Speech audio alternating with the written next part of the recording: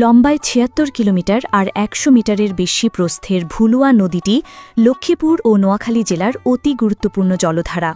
কিন্তু গত প্রায় ২০ বছর যাবৎ এই নদীতে কোনো স্রোত নেই। বাঁধ দিয়ে দখল এবং মাছ ধরার জাল পেতে নদী দখলে নিয়েছে স্থানীয় প্রভাবশালীরা। পানি প্রবাহ না থাকায় প্রতি বর্ষা মৌসুমে তৈরি হয় দীর্ঘ জলাবদ্ধতা। হাজার হাজার একর জমিতে ফসল ফলাতে পারে না কৃষক। যুগ যুগ ধরে প্রশাসনের কাছে বারবার আবেদন করেও ফল মেলেনি।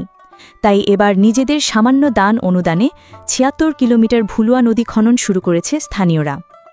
লক্ষ্মীপুরের রামগতি উপজেলার চর পোড়াগাছা ইউনিয়নের আজাদনগর স্টিল ব্রিজ এলাকা থেকে খনন কার্যক্রম শুরু করা হয়। স্থানীয় জনপ্রতিনিধি মুফতি নুরুল্লাহ খালেদ, মাদ্রাসা শিক্ষক মুফতি মোহাম্মদ শরীফুল ইসলাম, মাওলানা কামাল উদ্দিন তাহেরি, কৃষক মিজানুর রহমান পিঙ্কু, সমাজসেবক জাহাঙ্গীর আলম ও সোহেল ভুইয়ার উদ্যোগে গত ২৪ জুলাই এই কার্যক্রম শুরু করা হয়। ২ আগস্ট লক্ষ্মীপুর জেলা শহর থেকে ৬০ কিলোমিটার দূরের আজাদনগর স্টিল ব্রিজ এলাকা গিয়ে দেখা গেছে ২টি স্কেভেটর মেশিন ভুলুয়া নদী থেকে মাটি কেটে ওপরে তোলা হচ্ছে। এ সময় নদীতে তীব্র স্রোত দেখা গেছে। স্থানীয় বাসিন্দা শাহাবুদ্দিন বলেন, গত প্রায় ২০ বছর পর এ প্রথম ভুলুয়া নদীতে স্রোত দেখলাম। এতে খুবই খুশি লাগছে। আমি আজকে আগে ১৩-১৪ বছর আইছিলাম। ১৩-১৪ বছর আমরা ভোলা থেকে নদী ভাঙ্গি আইছি। আমরা গেছাবার এই জায়গায় ইদ্দুর পানি দিয়ে আসলা করছিলাম যে গত এই বন্যার সময় ইদ্দুর পানি দিয়ে আইছি। আমরা গান চাইতে যাইতাম রোডায় আমরা লঙ্গি ভরণ লাগতো। এই বছর ইনশাল্লাহ মাটি গিটি কাটিয়ে দেওয়ার পরে খুব দ্রুত একটা স্রোত এই জায়গায় তৈরি হয়েছে ইনশাল্লাহ। কত দীর্ঘ ২০ বছর পরে এই নদীতে স্রোত দেখতে আছে ইনশাল্লাহ।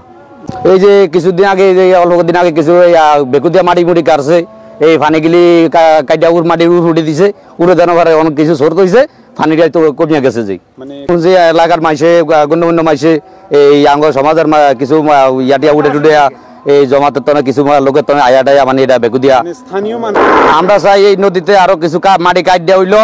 আমাকে এলাকার ফসল যেমনি করতে পারি, কেন আনতে পারি, কেন ফলাইন আমরা স্কুলে ভাড়াইতে পারি, আমাকে কিছু স্রোত একটু ইয়ে করে দিলে আরো পানিটা কম হবে, আরো আমাকে স্রোত আরো ভালো হবে। এই সময় ভুলুয়া নদী খননের একজন উদ্যোক্তা ও মাদ্রাসা শিক্ষক মুফতি শরীফুল ইসলাম জানান, ২ আগস্ট পর্যন্ত ৯ দিনে প্রায় ২ কিলোমিটার নদীর একদিকে খনন করা হয়। এতেই নদীতে তীব্র স্রোত তৈরি হয়েছে। তিনি আরও জানান, যদি এ বর্ষায় মাত্র ৪ কিলোমিটার নদী খনন করা যায়, তাতে এ বছর আর জলাবদ্ধতা থাকবে না। পুরা লক্ষ্মীপুরের জলাবদ্ধতার মূল কারণ হলো এই ভুলুয়া নদী।